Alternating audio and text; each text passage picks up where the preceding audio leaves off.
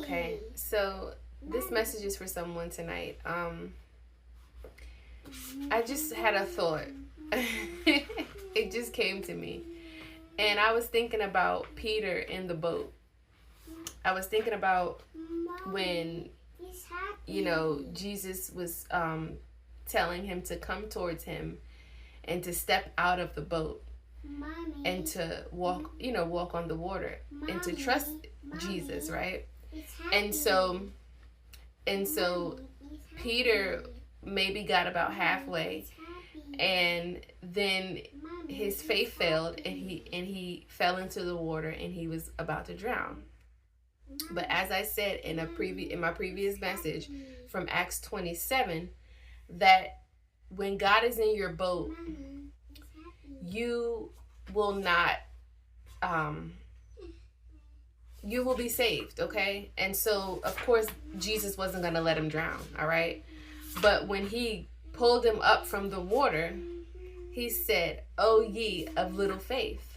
Now, we know that his disciples walked with him. They talked with him. They were right there firsthand seeing all of the great and miraculous things, miracles that he was doing, okay?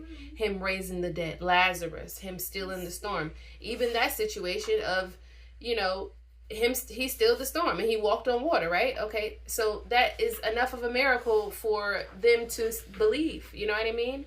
And there was another passage in the Bible where,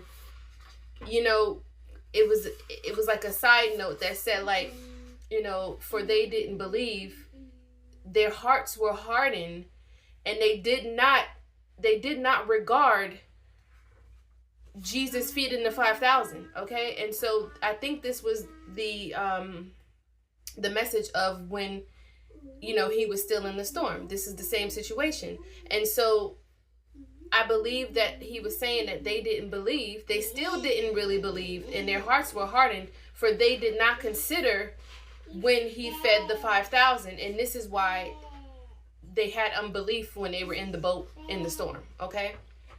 Because their hearts were hardened, okay? So even the disciples' hearts were hardened. Even the people who walked right next to him and saw the miracles firsthand, hearts were hardened. And I just want to point out one thing. When he said to him, Peter, "O ye of little faith," okay? Somebody might look at that and be like, well, Jesus should have had more compassion. But there's a point in your life when you just have to be mature. Christ has walked with them, talked with them, showed them many things.